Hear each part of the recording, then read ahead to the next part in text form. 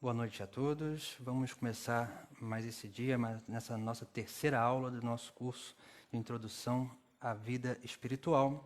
E vamos tratar hoje, dar continuidade aos nossos temas que nós estamos trabalhando, que trabalhamos já nos 2 dias anteriores, e vamos dar continuidade nesses temas que nós vamos nos aprofundando para que cada vez mais também possamos aprender sobre a nossa própria vida e sobre a nossa relação com Deus. Vamos dar início com uma breve oração, pedindo a intercessão à Nossa Senhora, e também o santo que hoje nós celebramos, a liturgia da igreja celebra hoje, que é São Boaventura.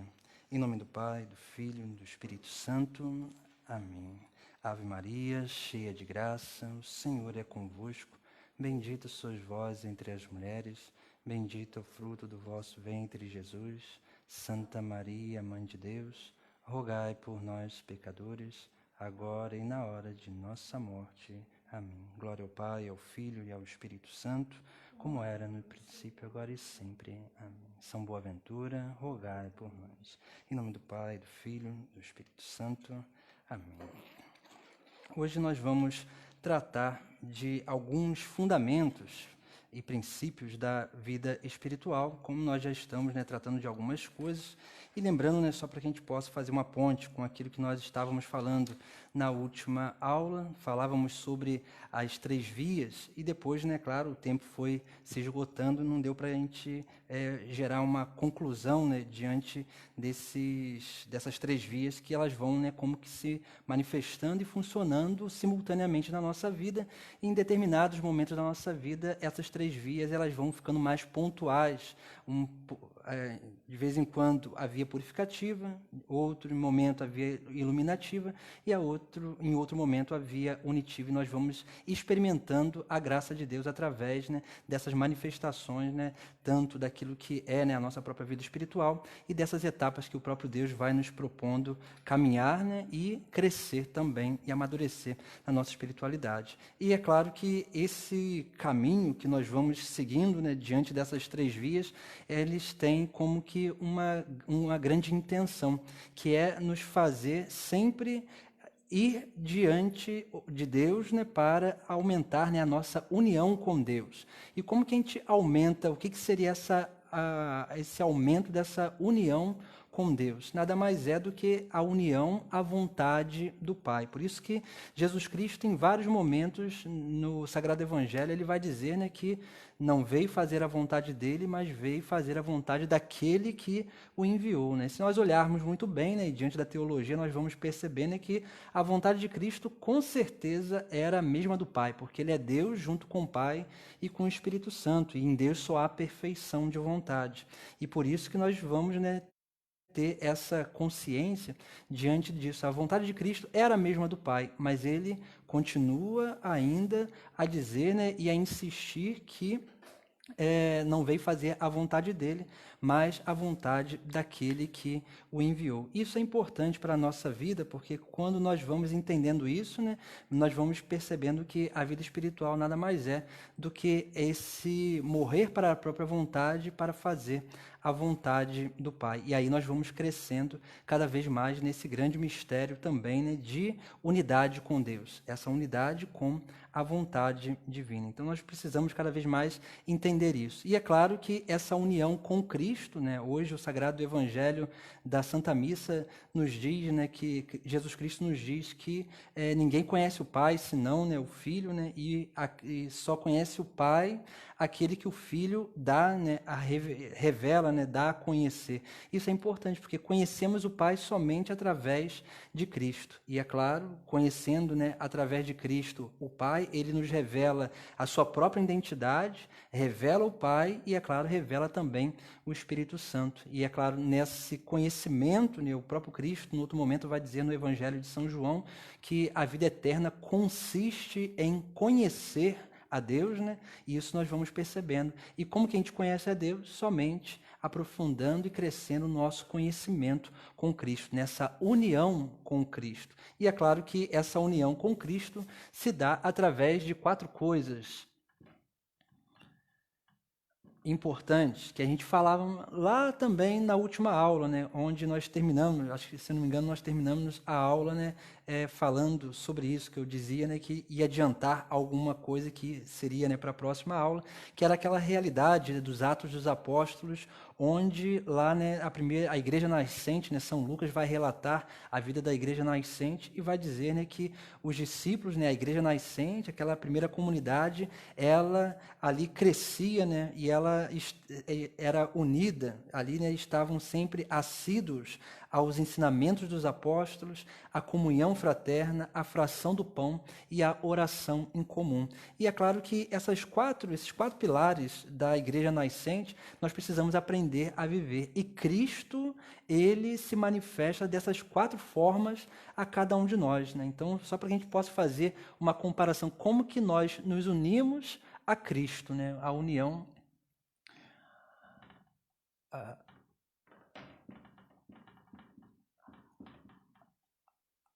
a Cristo. Primeiro,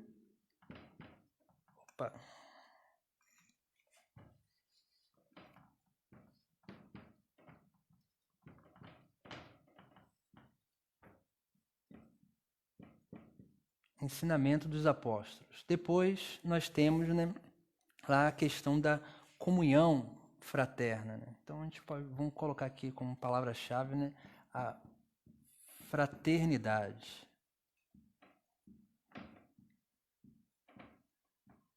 A fraternidade. Depois, a fração do pão.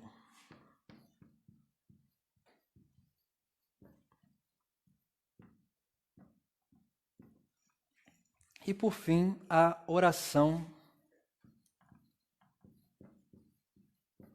em comum. Então, Cristo, ele se dá a cada um de nós através dessas quatro coisas, desses quatro pilares da igreja nascente.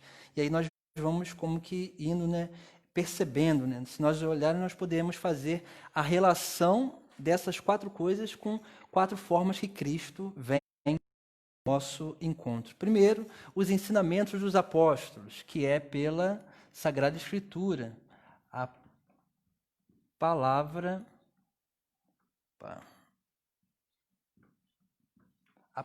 de Deus. Então é importante, né, sermos capazes de meditar mais a palavra de Deus. Por isso que Cristo é a palavra viva. Então, assim, na Sagrada Escritura, né, como nós aprendemos, e a Constituição dogmática, né, Dei Verbum vai também falar muito sobre isso, né, sobre a palavra que é o próprio Cristo, né. Depois também, né, num sínodo que houve há pouco tempo atrás, né, da palavra também vai dizer, né, que a palavra, toda a Sagrada Escritura é Cristo também, e nós podemos dizer, né, que o Antigo Testamento é Cristo prefigurado, né, são aquelas imagens cristológicas que vão sendo manifestadas ali no Antigo Testamento, e o Novo Testamento é Cristo realizado, né? Por isso que quando nós cantamos lá, né, no tão sublime sacramento, né, o antigo deu ao novo seu lugar. Não é que o antigo saiu para que o novo entrasse, o Novo Testamento entrasse.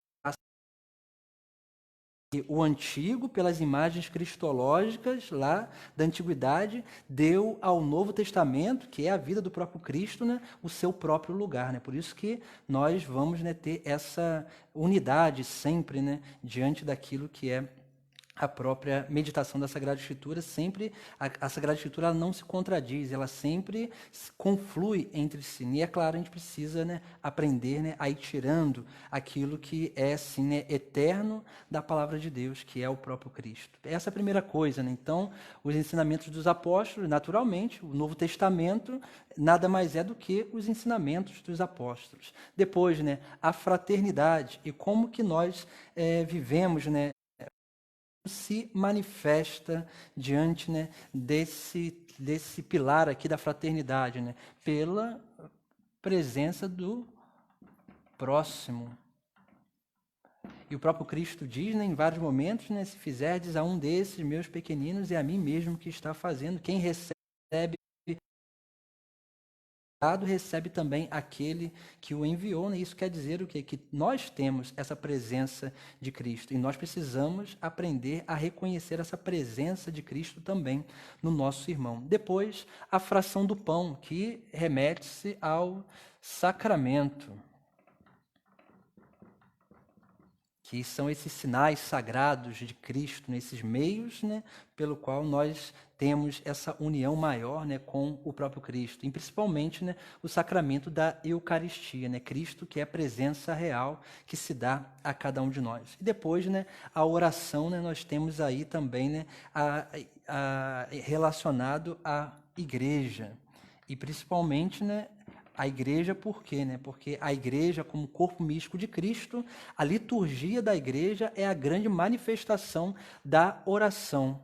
Por quê? Né? A igreja, através da liturgia, é Cristo que reza, né? Que eleva ao Pai aquele sacrifício de louvor, né? A sua oração, né? No Espírito Santo. Assim é a nossa vida. Quando nós vamos na Santa Missa ou participamos de algum ato sacramental, nada mais é o que, né, do que a oração de Cristo realizada por cada um de nós em unidade, né, em igreja, que no Espírito Santo eleva ao Pai esse sacrifício de louvor, né? Por isso que nós vemos, né, como que essa união a Cristo é importante, essa união que se dá, né, por esses 4 pilares que nós precisamos aprender a viver bem na nossa vida. Então, para que a gente possa entender, né, essa união com Cristo se dá sim, e esse conhecimento de Cristo também se dá dessa forma, pela meditação da palavra, pela vida fraterna com o nosso próximo, pela participação nos sacramentos,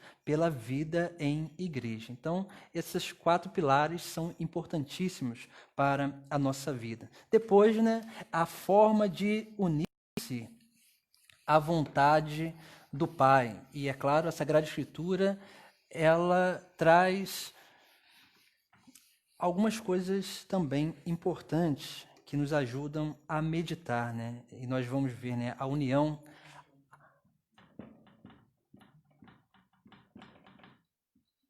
a vontade do Pai, né? Nós rezamos isso na oração do Pai Nosso, né? Como dizemos lá, pedimos lá, né? Seja feita a vossa vontade, assim na terra como no céu. Quando nós pedimos isso, nós estamos pedindo o quê, né? Para que se realize em nós, se realize assim como se realiza no céu, se realize na terra, né? A vontade de Deus. Então, isso é bem importante para a nossa vida, né? E em 2 momentos, né? Principalmente 2 momentos, nós vemos Cristo falando sobre isso, né? Primeiro em Mateus 6, versículo 10, que é a própria oração do Pai Nosso, né? Onde Jesus Cristo diz, né? Nos ensina a dizer, né? Seja feita a vossa vontade, assim na terra como nos céus. E depois em Mateus 7, 21, que diz assim, né? Mateus 7, 21. Nem todo aquele que me diz Senhor, Senhor, entrará no reino dos céus, mas só aquele que põe em prática a vontade do meu Pai que está no céu. Então, isso é importante para que a gente possa entender também, né?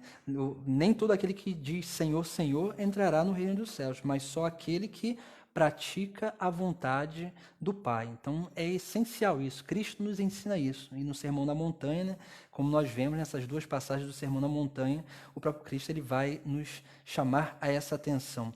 E 3 coisas são importantes para essa união à vontade de Deus, né? A primeira coisa, né, é aquilo que tem a ver, né, com a ideia, aquela ideia, né, das faculdades da alma, mas também, né, da forma de amar a Deus, né, de todo o coração, de todo o entendimento e de toda a força. Mas, se nós olharmos muito bem, né, nós vamos perceber, né, Cristo, ele nos chama, né, em todo o Sagrado Evangelho a uma conversão em 3 áreas diferentes da nossa vida, né? Primeiro, uma conversão de pensamento ou mentalidade. Vamos botar aqui pensamento. Uma mudança de pensamento, que é importantíssimo para a nossa vida. Se a gente não muda a nossa forma de pensar, a gente não consegue realmente entender aquilo que Deus quer de nós, a gente não consegue entender os mistérios de Cristo, os mistérios de Deus que Ele vai nos revelando. Então, tem que haver uma mudança de pensamento. Para quê? Para que a gente possa adquirir uma reta intenção. É essencial isso, né? Para que a gente possa adquirir uma reta intenção, tem que haver uma conversão de pensamento. Depois, tem que haver também, né, uma conversão de sentimento.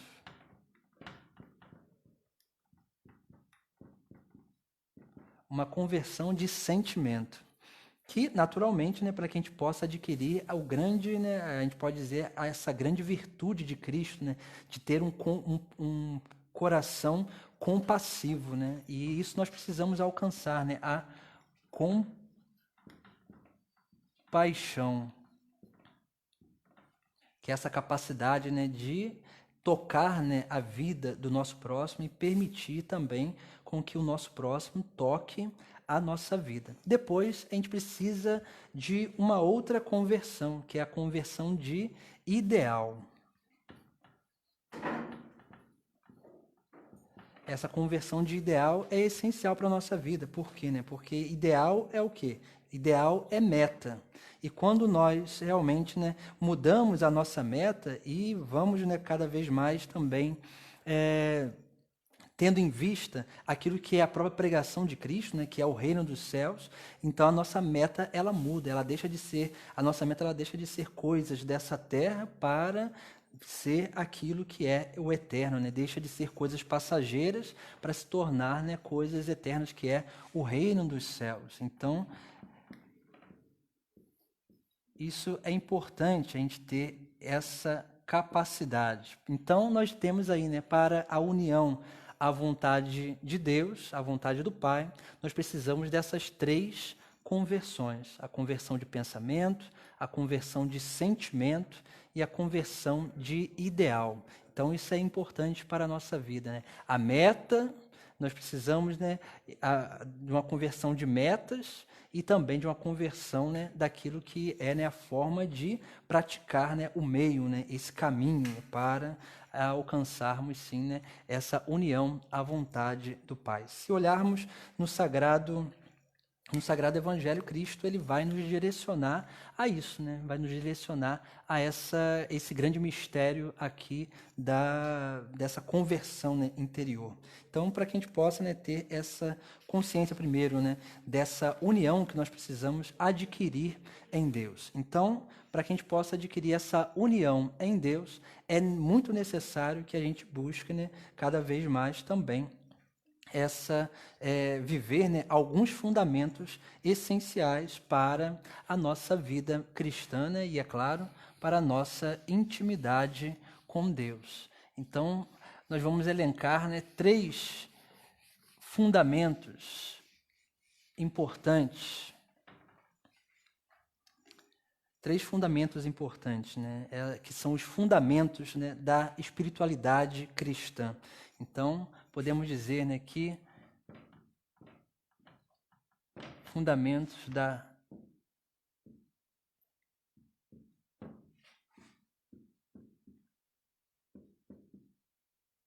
espiritualidade cristã. Nós temos três pontos importantíssimos na espiritualidade cristã, né, que até a teologia, né, transformou em cadeiras, né, ali, né, de ensinos, né, que é a cristologia, a escatologia e a eclesiologia. Então, nós temos esses três pontos importantes, né? O primeiro, a cristologia.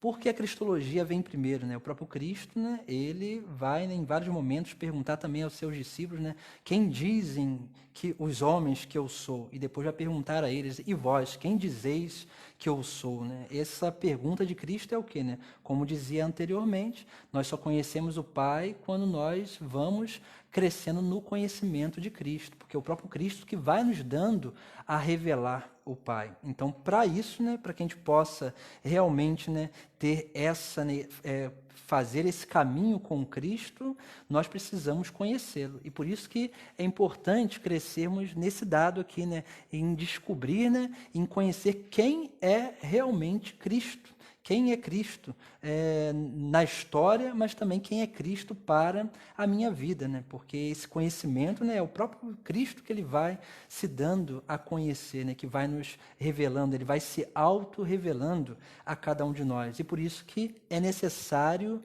um segmento. É nesse segmento que a gente vai conhecendo e aprofundando cada vez mais o nosso conhecimento de Cristo. A segunda coisa é o escatológico, que é assim, né, a escatologia.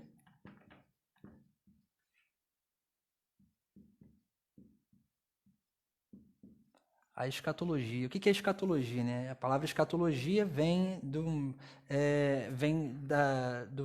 termo grego, né, que quer dizer, né, estudo das coisas últimas. E o que quer dizer isso? Né? Estudar as coisas últimas é o quê? O fim último de tudo. E o fim último, né, nosso nada mais é do que o reino dos céus. E isso tem a ver com a pregação de Jesus Cristo. Se nós olharmos lá no final do Evangelho, antes de Jesus Cristo sofrer a sua paixão, ali, né, no Evangelho de Mateus, né, vai ter ali vários sermões escatológicos, onde Cristo vai falando das coisas últimas, do julgamento, do juízo final, e depois ele sofre a sua paixão. Por isso que é importante, né, a escatologia nos chama a atenção sobre isso, sobre o reino dos céus, sobre a meta final. Se lembra lá, né, como dizia, essa mudança, essa conversão de ideal, que é assim, né, não mais um ideal material, um ideal passageiro, mas sim um ideal eterno, né, que é aquilo que nós precisamos alcançar, que é o reino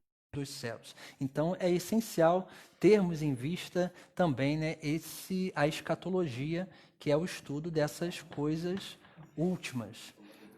Depois também, né, nós temos aí, né, a terceira cadeira teológica, que é essencial também, né, para a espiritualidade cristã, que é a eclesiologia. A eclesiologia, né? Cristo, ele funda a igreja, né? E ele diz, né, a Pedro, né, tu és Pedro, e sobre esta pedra edificarei a minha igreja. Então, Cristo, ele quis uma igreja e, naturalmente, né, ele quis essa igreja para anunciar, né, para gerar unidade no mundo.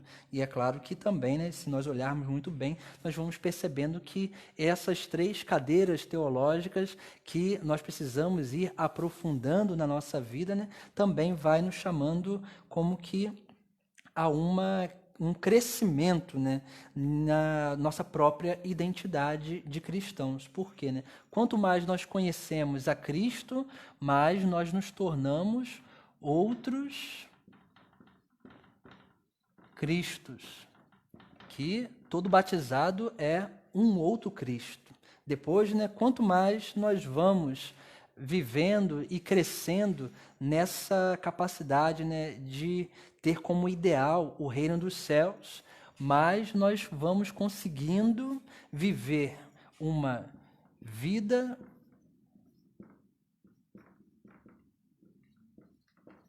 eterna começada aqui nessa terra, porque na verdade nós temos isso, uma vida sobrenatural, e essa vida sobrenatural é essencial para a nossa é essencial nós tomarmos consciência, porque nós não vamos viver essa vida eterna lá no futuro, vamos viver plenamente ela no futuro, mas ela já começa agora, principalmente, né, diante da nossa liturgia, diante daquilo que é a nossa experiência com Deus, onde o próprio Deus, ele faz o quê, né? Ele vem a essa terra, e quando Deus vem à terra, ele traz o céu à terra e já nos faz, né, participantes dessa glória celeste, dessa glória futura, né? Então, a própria liturgia, ela nos remete a isso, né? Se nós olharmos muito bem, a liturgia, ela nos insere no eterno, né?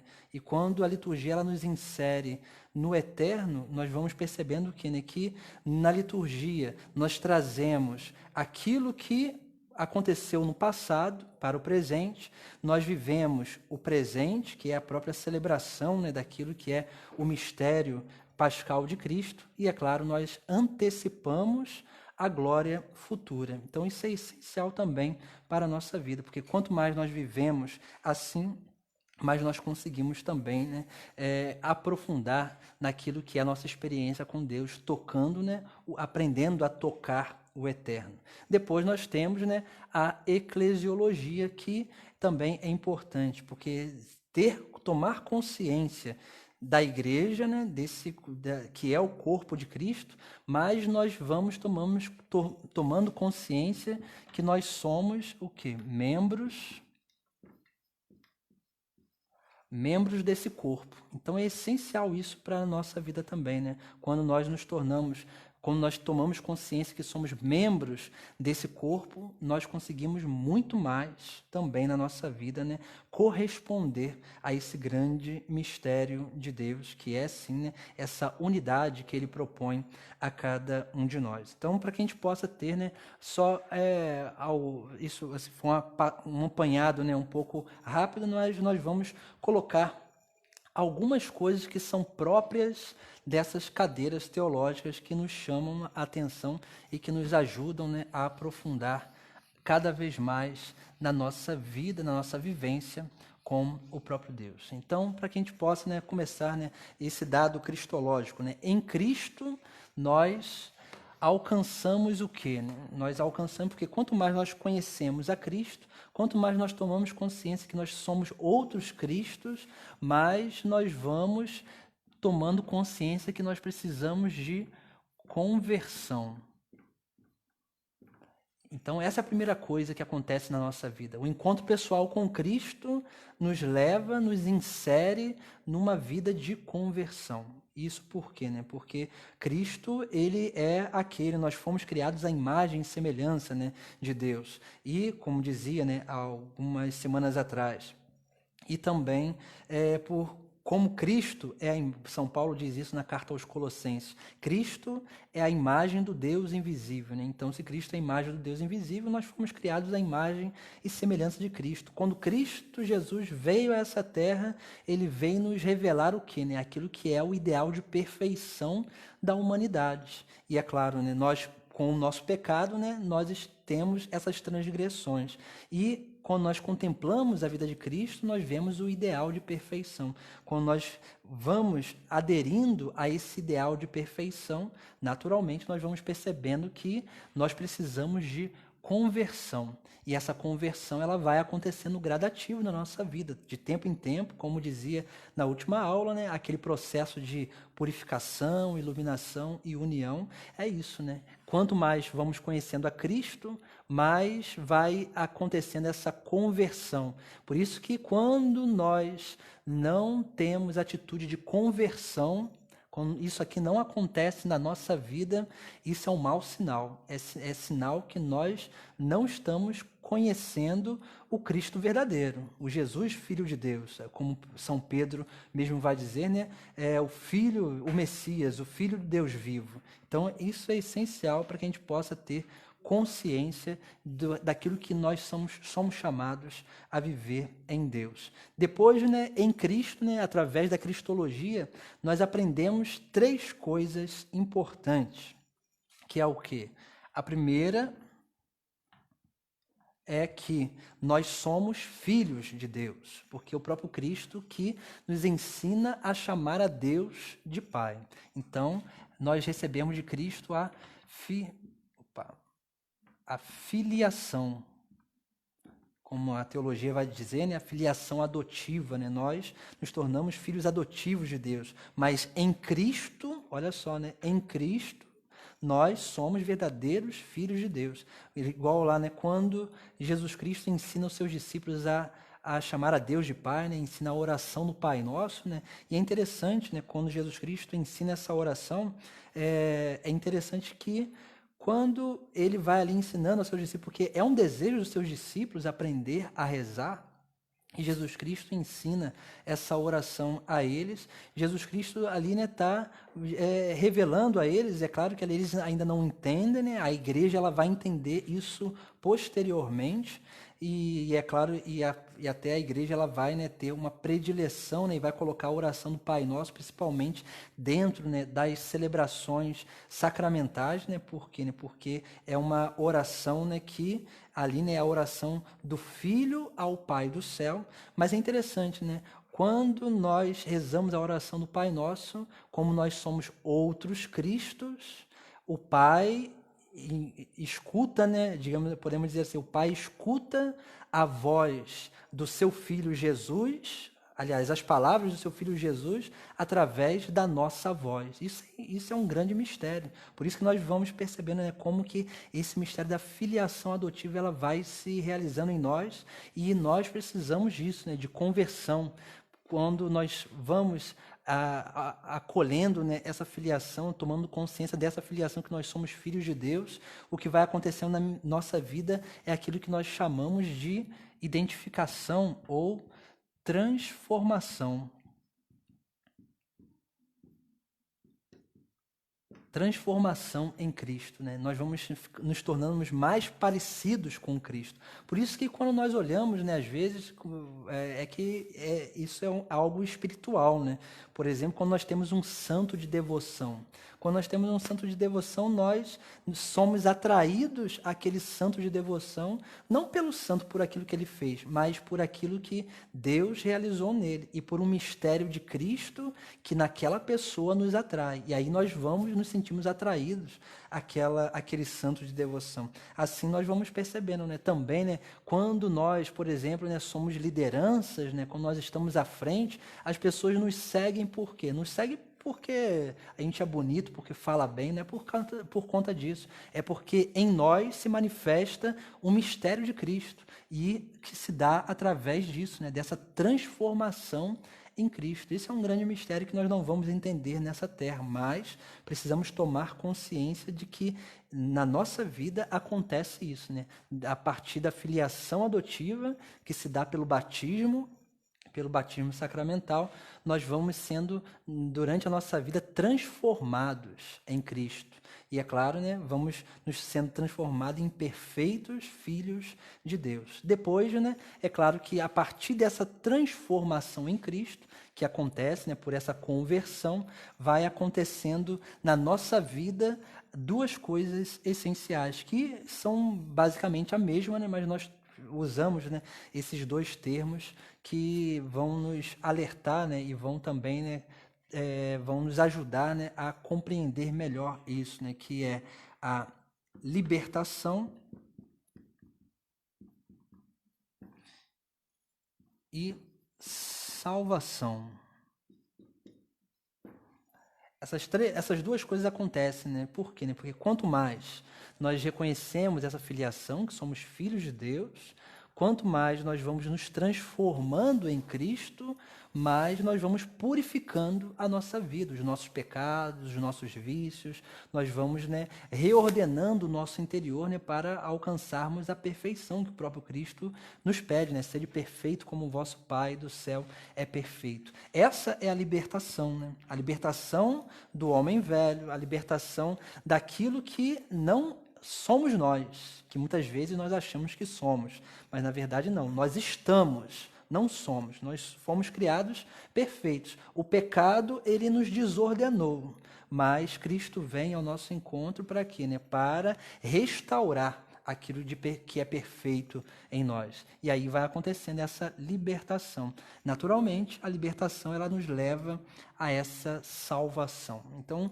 são pequenas coisas que vão nos ajudando a compreender essa cadeira, né, podemos dizer assim, teológica, né, que nós vivemos cotidianamente na nossa experiência com Deus. E isso aqui vai restaurando uma relação, né? Uma relação que é a relação com Deus.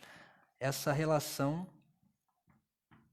depois, né, se der tempo, a gente vai falar um pouco, né, sobre as relações. A relação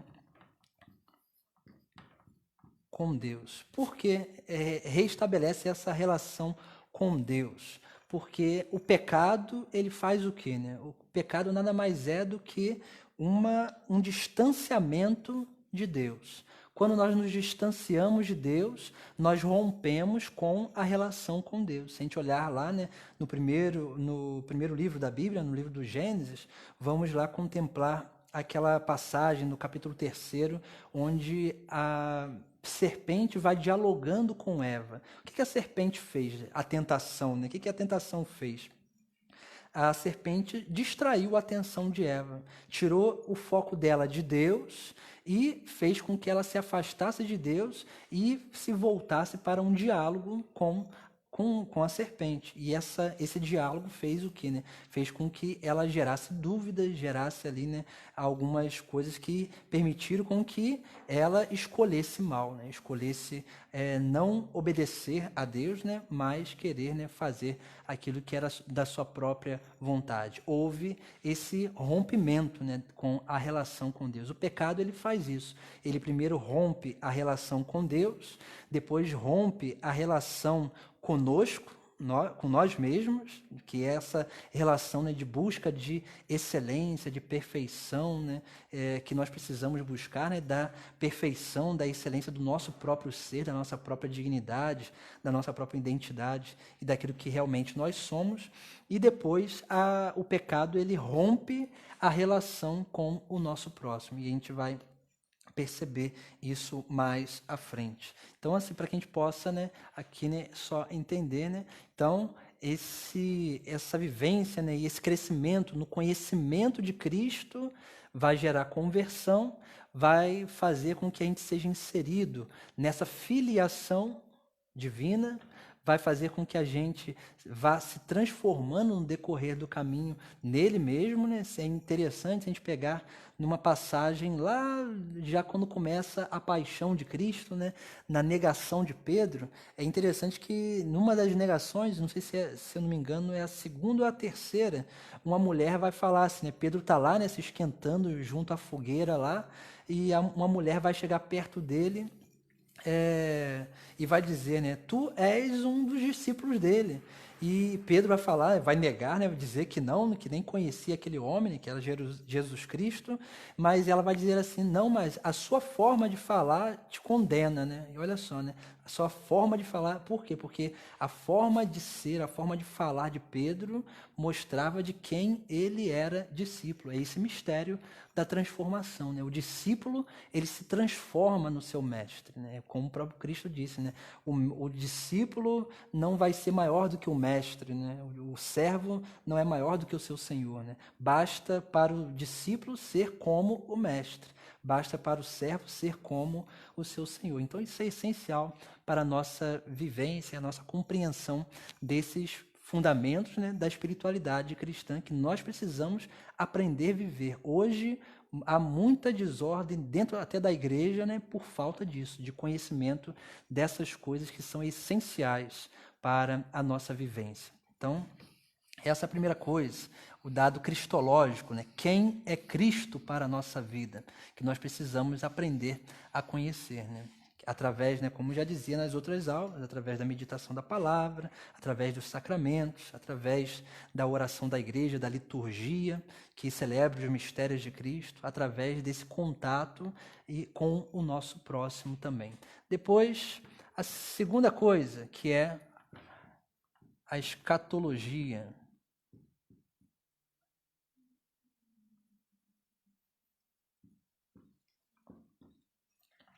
A escatologia, ela vai nos chamar, né, a atenção sobre três coisas também essenciais que nós precisamos ter, né, como foco da nossa vida, né, como meta, né, como dizia lá, né, que tem a ver com a questão do reino dos céus. Então, a escatologia, ela nos chama a atenção sobre três coisas também.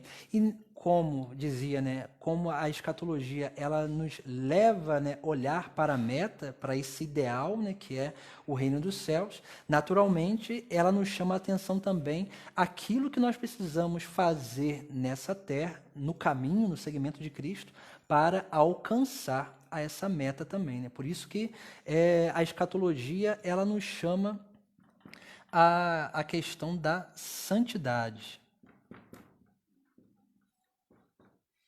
Nos chama a questão da santidade. Por quê, né? Porque a questão da santidade tem a ver com aquilo que eu falava anteriormente, né? Essa vivência da vida eterna começada nessa terra. Então, isso é essencial também para a nossa vida. Então, podemos elencar também 3 realidades importantes, né? Que a escatologia ela vai nos chamar a atenção, né? Para que a gente possa ter bem consciente isso na nossa vida. Primeira coisa, como nós já falamos,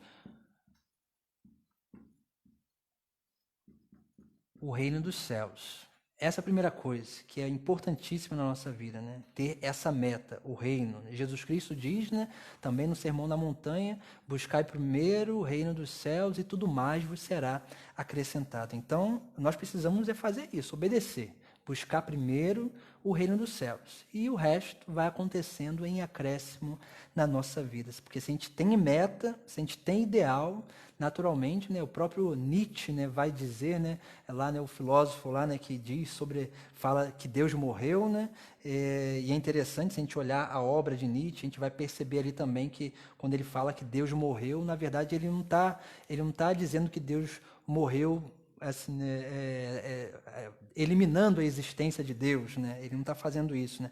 Ele está nada mais, nada menos do que constatando uma vivência de uma sociedade, né? Que vivia como se Deus tivesse morrido, como se Deus não mais tivesse existido. E ele vai falar uma frase muito interessante. Ele vai dizer assim, né? Quem tem um porquê supera qualquer para quê.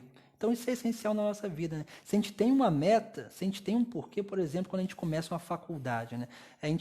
Qual é a meta, né? A meta é terminar a faculdade para depois exercer a profissão.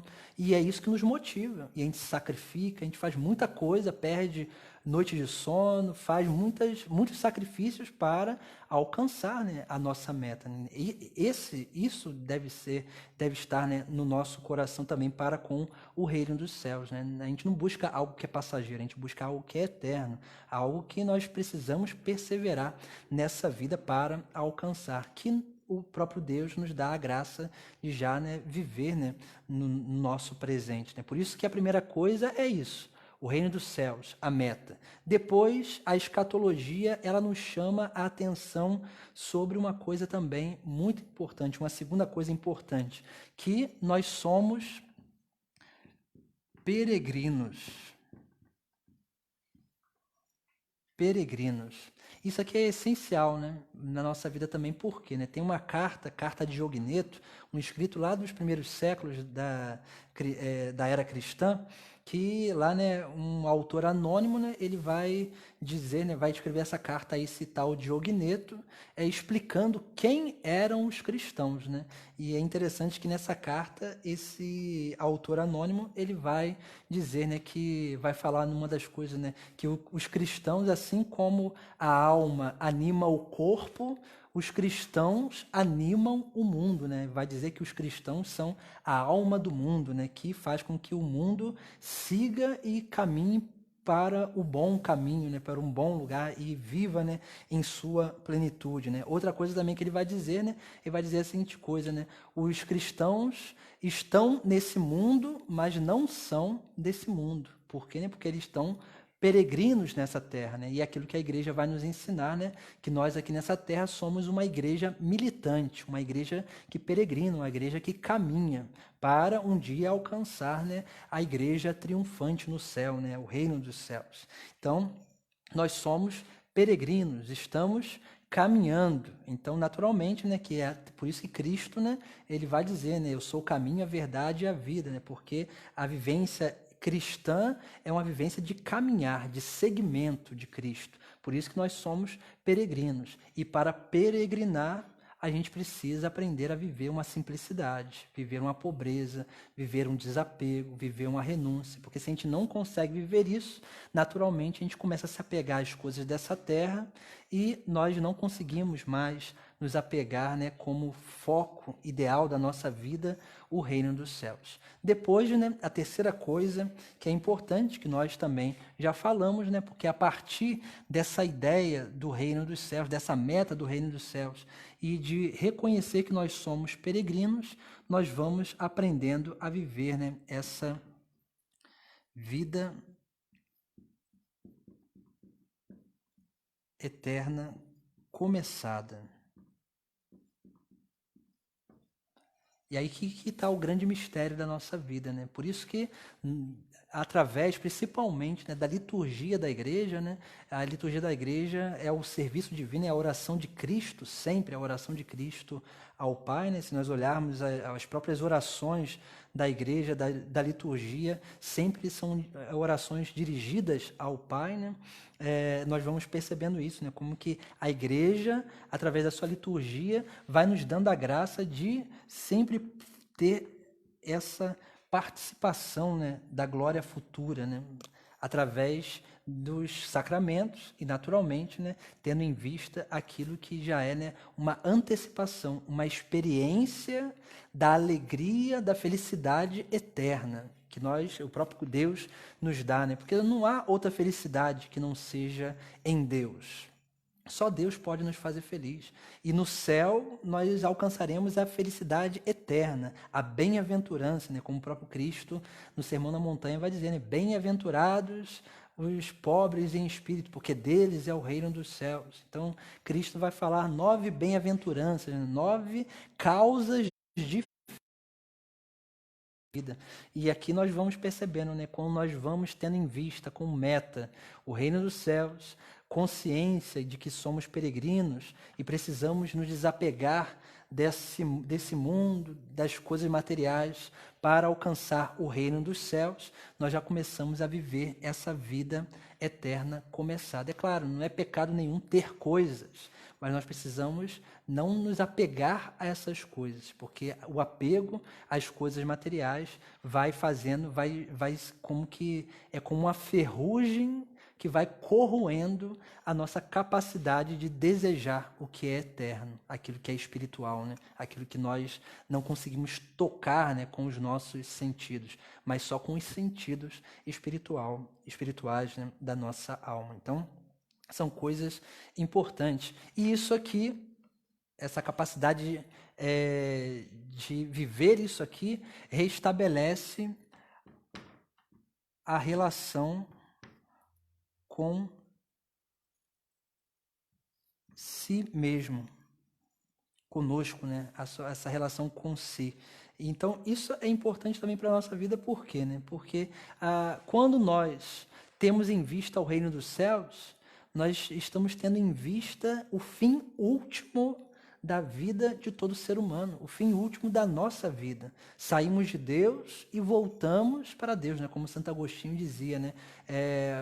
Inquieta está, né, o nosso coração, a nossa alma, enquanto não repousa em Deus, porque dele nós saímos, para ele nós tendemos a voltar. A nossa vida, ela está inclinada a isso, né? Por isso que todo mundo que vem a essa terra morre. Morre por quê?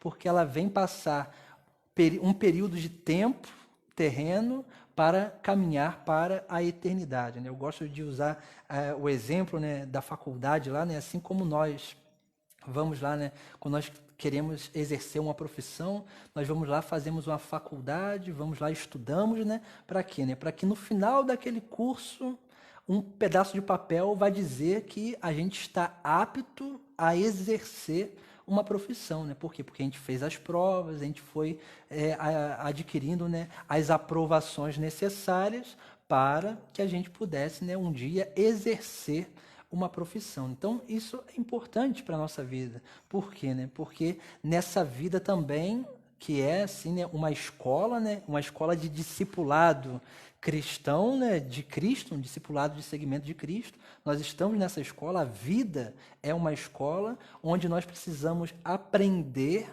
já nessa terra aquilo que nós vamos exercer na vida eterna. Por isso que é importante isso aqui que a gente está falando, né? Porque vai nos ajudando, né, viver uma vida, ter essa consciência de uma vida eterna começada, e a liturgia da igreja que nos proporciona isso, a liturgia que nos proporciona. de forma mais, né, palpável, podemos dizer assim, né? É claro que as experiências espirituais também, que o próprio Deus nos concede, também nos permite a viver isso, mas principalmente através da liturgia da igreja nós vivemos essa vida eterna começada. Nós já começamos a exercer nessa terra aquilo que um dia vamos, né, exercer no céu, né? Por isso que em outro momento, né, se eu não me engano, são os saduceus, né, vão até Jesus Cristo, né, e faziam um questionamento. Nós líamos isso há algumas semanas atrás aí, né, na liturgia da missa, né?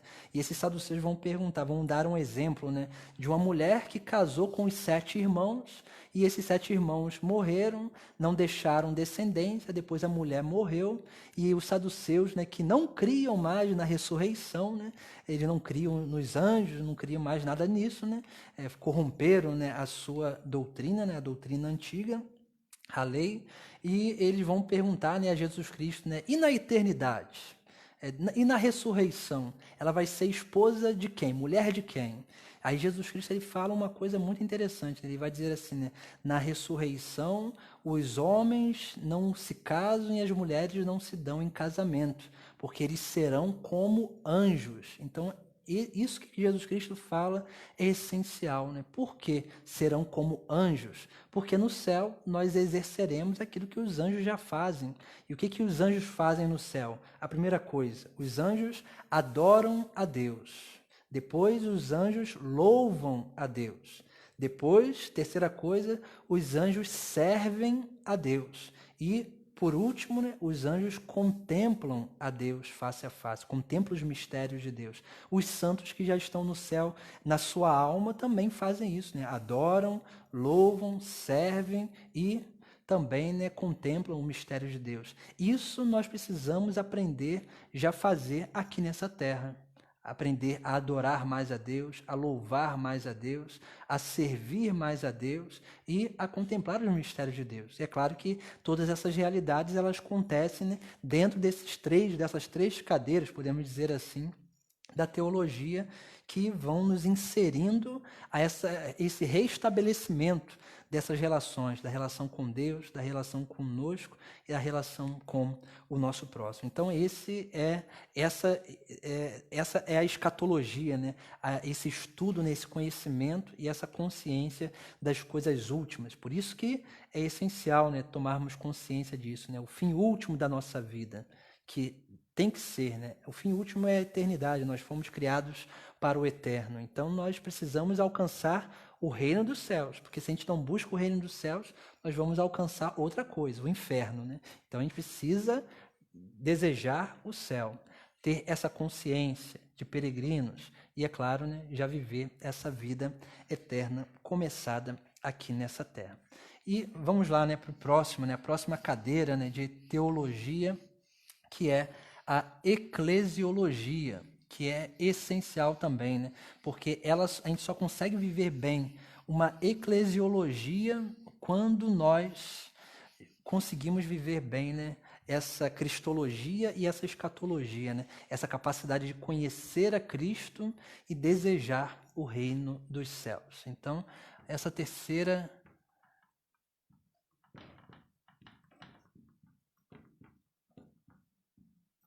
a eclesiologia, né? Eclesiologia, né, também do grego, né, é o estudo sobre a eclésia, a igreja, a assembleia, a reunião, né, dos discípulos de Cristo, do corpo místico de Cristo, como o próprio São Paulo vai dizer.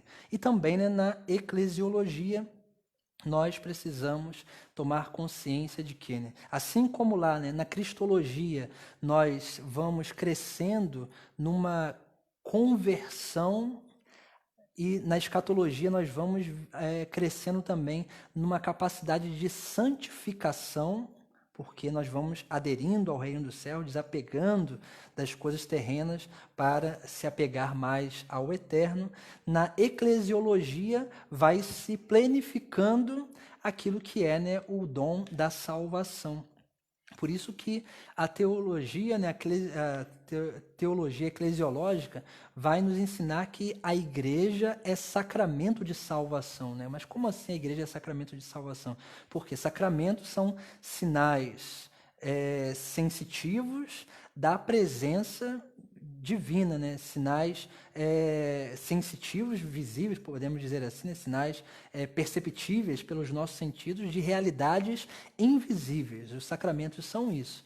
Naturalmente, a igreja é isso também, né? A igreja é esse sinal visível, esse sinal sensitivo de uma realidade invisível, que é o próprio Deus. Por isso que São Paulo vai dizer que a igreja é o corpo místico de Cristo, né? E isso é essencial para a nossa vida. Por isso que na igreja nós alcançamos a salvação. Por que nós alcançamos a salvação pela igreja? Por causa desses pontinhos que a gente vai colocar aqui hoje, né? Porque só na igreja nós conseguimos viver a unidade. Aonde não tem unidade, a igreja não está presente. Aonde a igreja não está presente, o corpo místico de Cristo não está presente. Onde o corpo místico de Cristo não está presente, Cristo não está presente. Então isso é essencial para a nossa vida, compreendermos. Por isso que a igreja é unidade. E nós precisamos aprender a prezar por isso. No Sagrado Evangelho de São João, Jesus Cristo vai dizer aos seus discípulos, né? Vos conhecerão que sois os meus discípulos se amardes uns aos outros. Olha só, né? A unidade, a união. Quando Jesus Cristo envia os seus discípulos em missão, poderia enviar os 12 em 12 lugares diferentes. Não, mas ele envia em 6 lugares, porque envia de 2 a 2. Para quê, né? Porque a pregação do amor só há como pregar o amor na unidade. É muito fácil a gente falar de amor na teoria, assim, né? É muito fácil, mas viver o amor que é, sim, né, o nosso grande desafio. Por isso que é necessário viver isso, né? A unidade. Então, assim, essa é a primeira coisa. Depois, né, aquilo, né, que é a consciência. Nós somos membros desse corpo. E se lembra lá quando nós falávamos de carisma, lá, né, lá atrás, né, a gente falava sobre carismas, e o carisma é o quê, né? É um dom de Deus dado para o serviço da comunidade. Então, assim, São Paulo vai falar muito bem isso, né? Nós somos membros do mesmo corpo, mas todo membro ele não exerce a mesma função. O pé não faz a mesma coisa que a mão faz. A mão não faz a mesma coisa que o pé faz. E assim também, né? A perna não chega aonde os braços conseguem chegar, né? Os braços também não conseguem fazer o que as pernas fazem, de sustentar o corpo. E assim também os órgãos, e assim também as outras partes do nosso corpo. Então, assim, isso quer dizer o quê, né? Que como nós somos membros de um corpo, nós precisamos entender o quê, né? Que eu tenho um dom, assim como o meu próximo tem um dom, e nós precisamos, né, nessa consciência de unidade, tomar essa consciência de unidade para que a gente possa entender que a nossa vida ela só tem sentido quando nós conseguimos realmente, né, viver unidos. E é claro, nessa vivência de unidade é que a gente consegue servir o nosso próximo e permitir com que o nosso próximo sirva a cada um de nós. A gente pode dar o exemplo do quebra-cabeça, né? O quebra-cabeça, se a gente olhar lá, né, o quebra-cabeça, a gente vai ver lá aquelas pecinhas, né? Cada uma daquelas pecinhas tem o seu lugar. Às vezes as pecinhas elas até se parecem, às vezes se parecem muito, mas quando você encaixa ela ali, às vezes ela não forma o desenho. Por quê? Porque aquele não é o lugar dela. Ela até parece com aquilo ali, mas não é o lugar dela ali. Assim também, a igreja é como se fosse esse quebra-cabeça, onde cada pecinha, os fiéis, cada um tem o seu lugar próprio. E por isso que nós não podemos omitir, né, e enterrar os nossos dons e os nossos talentos. Porque quando Deus suscita um dom, um talento a alguém, é para o serviço da comunidade. Quando Deus dá um carisma a alguém, isso é porque alguém na comunidade necessita daquele carisma. Então isso é essencial para a nossa vida. Todos nós temos o nosso próprio lugar. O problema é quando nós olhamos o nosso irmão, né, que tem aquele dom, né, lá, né, que às vezes coloca ele, dá uma certa visibilidade a ele, né, e nós queremos o dom do nosso irmão. Nós queremos fazer aquilo que o nosso irmão faz. E não é assim que funciona a igreja. Todos nós somos membros. E é claro, podemos até fazer ali, né? Podemos até fazer melhor ou pior do que o nosso irmão aquela coisa. Mas igual a gente nunca vai fazer. Ninguém vai fazer igual a nós o que nós fazemos. Por quê? Né? Porque nós temos o nosso próprio lugar. Nós temos a nossa própria essência e, naturalmente, nós temos, sim, né, aquilo que é nosso próprio para contribuir para o crescimento e a edificação da igreja, a edificação do nosso próximo, do nosso irmão. Por isso que essa consciência de sermos membros, que nós não somos iguais e precisamos tomar consciência que eu estou para a felicidade do meu irmão, a felicidade do meu próximo, eu estou para ali contribuir, né, para que o meu irmão também persevere na sua caminhada. Quanto mais eu me reconheço membro do corpo místico de Cristo, mas eu também, né, consigo fazer com que os outros membros sejam edificados através da minha vida. E é isso que a gente precisa também, né, aprender, né, diante daquilo que é os nossos dons, as nossas aptidões, né? E a terceira coisa, né, que a igreja nos dá é aquilo que todo ser humano procura, que é segurança. Segurança. Por quê, né? Segurança, né? Todos nós vivemos assim, né? Vivemos buscando seguranças, né? Tranquilidade. Todos nós buscamos isso. E olha só o que Jesus Cristo deu à igreja, né? Jesus Cristo, quando funda a igreja, vai dizer lá, né, a Pedro, né? Feliz és tu, Simão, filho de Jonas, porque não foi a carne nem o sangue que te revelou isso, mas foi meu Pai que está nos céus. Por isso eu te digo, tu és Pedro, e sobre esta pedra edificarei a minha igreja, é o pronome possessivo aí. E as forças do inferno não poderão vencê-la. Eu te darei as chaves do reino dos céus. Tudo o que ligares na terra será ligado nos céus, tudo que desligares na terra será desligado nos céus.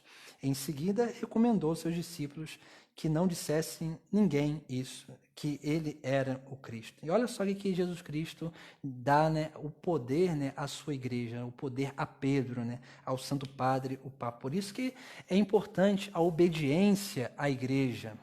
Porque quanto mais nós somos obedientes à igreja, mais a nossa salvação está guardada, né? São Francisco, uma vez, né, dizia ao seu irmão lá, né? De vez em quando eu repito isso, né, mas é bom para ilustrar.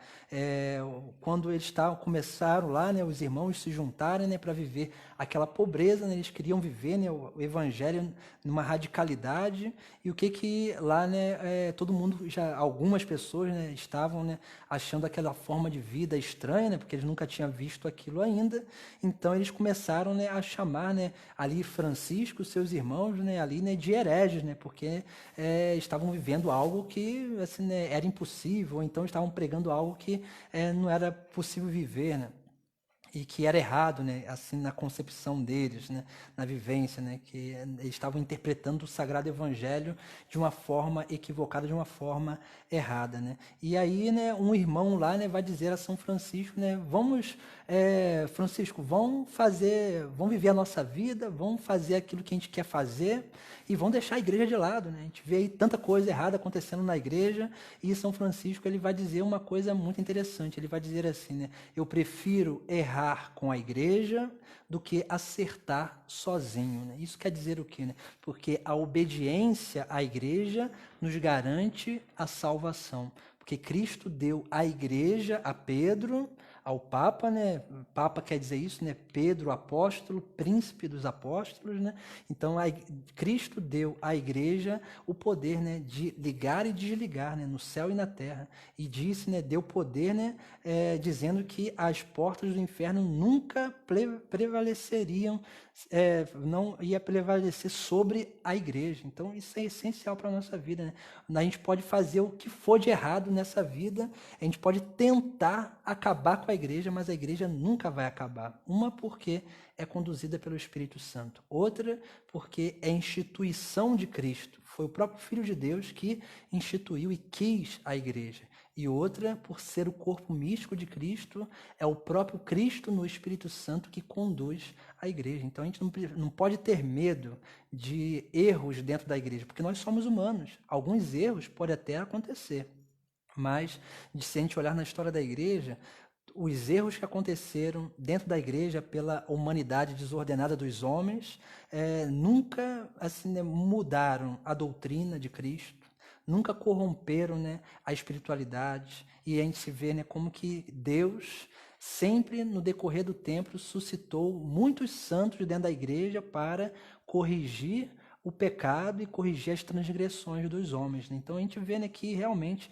é Deus que conduz a igreja. Por isso que é um sacramento de salvação. Por isso que quanto mais a gente gera unidade com a igreja, mais nós nos tornamos membros e mais nós estaremos seguros. Seguros o quê, né? Da nossa salvação, né? Da nossa vida eterna. Então, essas três coisas são importantes. E é na igreja que a gente reestabelece a relação com o nosso próximo.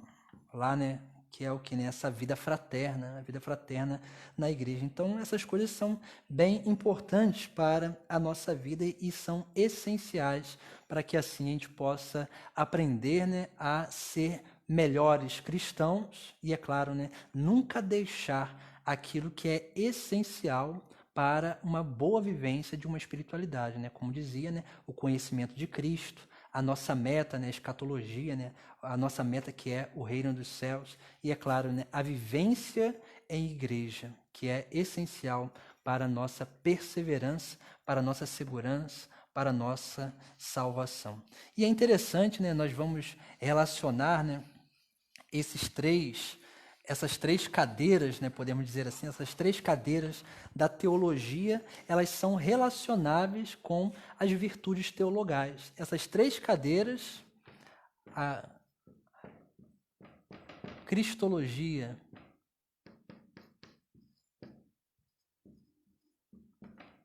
a escatologia e a eclesiologia, elas estão relacionadas com a fé, a esperança e a caridade. Então, para que a gente possa ver, né, aqueles dons, né, o dom teologal que nós recebemos no batismo, que é sim aquilo que nós precisamos aprender a amadurecer na nossa vida interior, né, que é a fé, a esperança e a caridade, tem a ver com essas três, né? Por quê, né? Porque conhecendo a Cristo se fundamenta a nossa fé. Tendo em vista o reino dos céus, nós crescemos na esperança, porque a esperança é o quê, né? O que é a esperança? É interessante a virtude da esperança, porque às vezes a gente fala assim, esperança tem a ver com esperar. E a gente só espera algo que a gente sabe que vai alcançar. E a esperança é isso, né? Se alguém vai para o ponto de ônibus antes do horário do ônibus, não, a gente vai no horário que a gente sabe que ele vai passar. Assim, muitas coisas na nossa vida é assim, né? A gente vai no tal lugar na hora exata, né? Se a missa vai começar às 9 horas, a gente não vai chegar lá às 7 horas da manhã, né? Primeiro porque a igreja vai estar fechada, né? A gente pode até chegar um pouquinho mais cedo, assim, né? Para rezar um pouco mais, para preparar a nossa Santa Missa, mas a gente chega um pouquinho mais cedo para preparar a Santa Missa porque a gente sabe que vai começar naquele horário. Então tem a ver com a virtude da esperança. Mas só que aqui é uma virtude sobrenatural. A gente não está falando de coisas que são palpáveis aqui nessa terra, né? Coisas que são passageiras. A gente está falando de algo que é eterno. E por isso que a gente tem o nosso interior, ele tende para a eternidade, né? Porque se nós fomos criados por Deus, viemos do eterno, naturalmente, né, essa virtude da esperança é o quê? É esse crescimento nessa consciência de que nós vamos um dia, nós não sabemos quando, pode ser daqui a pouco, a gente pode morrer, né? Um dia nós vamos voltar para essa eternidade, para o eterno, né, para junto de Deus, né? E é claro, a virtude da esperança nos dá, né, também, né, essa atitude de preparar esse caminho. Como dizia lá, né, na escatologia, essa condição de peregrinos, né, nós estamos caminhando, e é um caminho que nós fazemos com Cristo. Esse caminho com Cristo é, sim, um caminho de amadurecimento. E é claro que na igreja a gente aprende a viver melhor a caridade, né? A caridade com o nosso próximo. E aqui a caridade a gente pode... o termo, né, que a gente poderia usar seria amor, conseguem viver, né, o mandamento do amor, e naturalmente esse mandamento do amor ele tem três faces. O mandamento do amor, né, o amor ele se manifesta de três formas diferentes, né. A caridade, né, que é essa capacidade da gente servir o nosso próximo, né, com toda a bondade do nosso coração e da nossa intenção. E depois também nós temos a misericórdia e o perdão. Essas são as três faces, né, do amor, né, que nós aprendemos a viver aonde, né? Somente na igreja, na vivência à igreja. Porque tudo isso aqui, a misericórdia, a caridade, o perdão, a gente depende do nosso próximo. Ninguém consegue viver isso aqui sozinho. A gente só consegue viver isso aqui e manifestar plenamente isso aqui através da igreja. Então, é essencial, né? Essas três realidades, por quê? Porque isso amadurece a nossa espiritualidade, a nossa condição, né, espiritual, que é, sim, né, ter em vista a fé em Cristo, fundamento da nossa vida, a esperança, né, a meta final, né, a esperança no reino dos céus, e, é claro, né, o caminho que se dá através da vivência da misericórdia, da caridade e do perdão. Então, são três coisas aqui, né, nessa realidade eclesial que são essenciais para que assim a gente possa viver a nossa vida. Então, assim, né, nós já estamos passando novamente, né, um pouco do horário da nossa aula, então, assim, para que a gente possa ter essa consciência, né, esses fundamentos da espiritualidade cristã, para que assim a gente possa, né, meditando nessa semana aí, a gente possa alcançar, né, também aquilo que é uma melhor, né, um melhor conhecimento de Deus, um melhor, né, colocar a nossa vida na vida, o nosso ideal na vida eterna, para que assim a gente possa viver melhor a unidade da igreja, que é assim, né, uma unidade no amor, na caridade, na misericórdia e no perdão. Então, assim, né, nas próximas aulas a gente vai, né, aprofundar um pouco mais, né, dando continuidade a isso, né, que nós já estamos vendo, aprofundando cada vez mais também na nossa espiritualidade e, é claro, na nossa relação com Deus. Depois, né, mais à frente, acho que para a próxima aula a gente vai ter uma novidade, né? A gente está preparando, né, eu estou preparando um folhetim, né, de um retiro espiritual. O que seria isso, né? Um folhetim, né, com 2 meditações básicas para nos ajudar, né? Para que a gente possa, né, pelo menos uma vez no mês, né, tirar pelo menos uma manhã ou então uma tarde, né, que a gente possa sair na igreja ou num lugar na nossa casa que a gente pode ficar ali, né, mais recolhido, né, para que a gente possa fazer, né, pequenas meditações para que assim também a gente possa crescer na nossa intimidade com Deus. Então, a partir da semana que vem, né, nós vamos apresentar, né, esse pequeno retirozinho, né, e se Deus quiser, né, todo mês a gente vai, né, trazendo esse materialzinho para que a gente possa, né, a cada mês meditar algo diferente e crescer na nossa intimidade com Deus, né? Então, hoje também trago para vocês, né, um livrinho, né, isso aqui é um livrinho de bolso, né, mas não é recomendável colocar no bolso, porque senão o bolso não aguenta.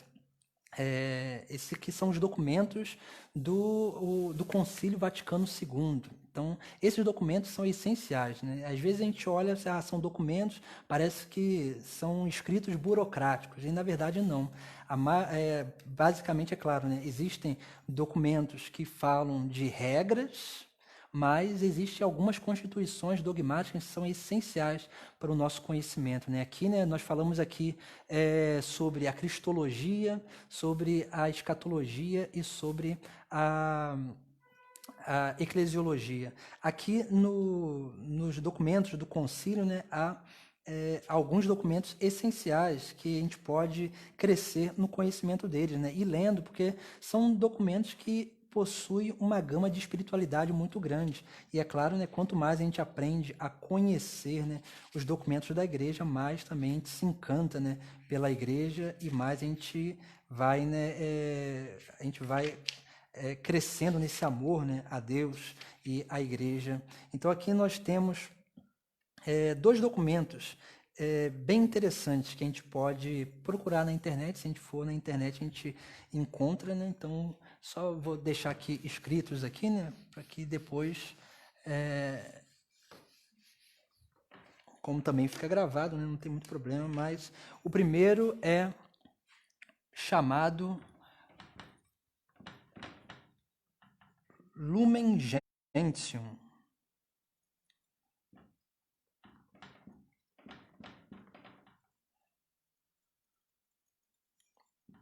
Escrevi certo aqui, né?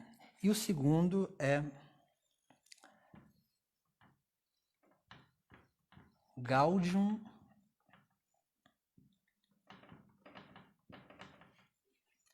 et Spes.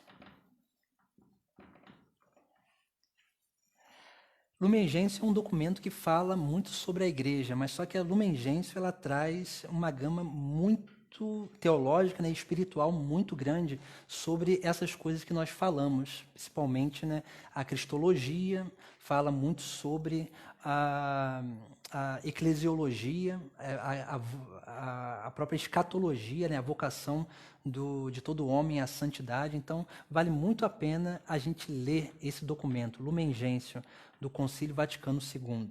E a Gaudium et Spes, né, fala da esperança.